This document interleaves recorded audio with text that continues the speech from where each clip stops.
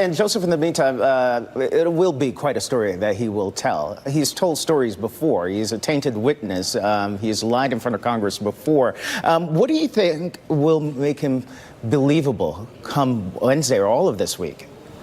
Well, Kendis, I think it is going to be dramatic, and I think what is really relevant here, though, is not so much what Michael Cohen will say to Congress on Wednesday. It's what he's been saying to federal prosecutors these past 6 months. It's been reported he has spent something like 70 hours with federal prosecutors. And so you have to assume, you have to believe. Hours. Yeah, that's right. That's a lot of time. So everything he's told them, whether it's the special counsel's office or prosecutors in the Southern District of New York or some other component, they have baked that into their investigative decisions, into their charging decisions. So, yes, we will learn a lot for the first time, and I think it will be dramatic and it will be somewhat theatrical. But at the end of the day, it's the damage he's already done and what that information has effectively, how it's driven the investigation to date. I should mention that Omarosa was on MSNBC just yesterday and saying that the red line for the president is if Cohen starts talking about his children. Right. That will be the dangerous spot for them. Anything that touches, and Trump has pretty much talked about this before, touching his daughter Ivanka or Jared Kushner, that's something that's going to likely set him off. I mean, we'll be watching, obviously. This is going to be such a unique experience having a president who's so willing to live tweet his thoughts in real time.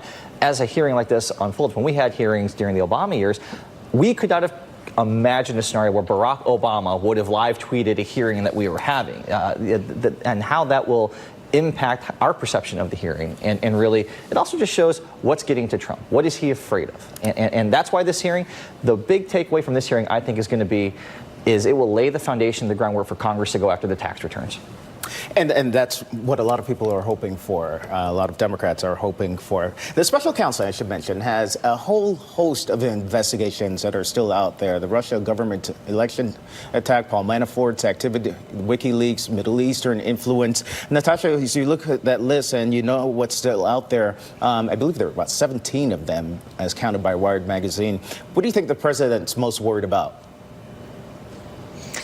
Yeah, so I think that probably what Mueller has handed off, perhaps to the Southern District of New York, is potentially the gravest danger, poses the gravest danger to him right now. And his inner circle has said that. I mean, people around the president who have either been with him in the White House or who have known him and his business practices for the last decade, 2 decades, 3 decades, have said that the thing that he is most worried about is the New York investigation, is what Michael Cohen is going to be telling, prosecutors in Congress. But stemming off of that, I also think that the Middle Eastern aspect to all of this, the inaugural committee, that could also pose real danger to the president as well, just because there might have been so many laws broken, just in terms of how the donations were given to the inaugural committee, which was the most expensive in history. I mean, it was twice as expensive as President Obama's inauguration, which was at that point the most expensive. It came in at about $100 million, and a lot of that money is still unaccounted for. And I think there's still a lot of work to be done to figure out where that money went, whether or not the disclosure laws were complied with by the Trump organization and by the Trump family and by the inaugural committee.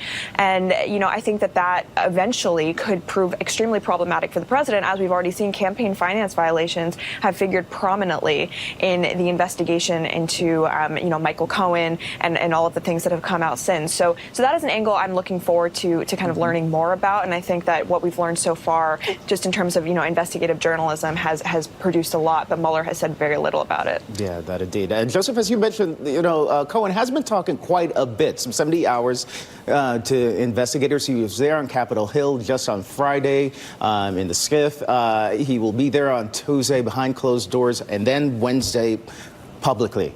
Do you imagine there would be like a Perry Mason and a jaw-dropping moment on Wednesday during that hearing?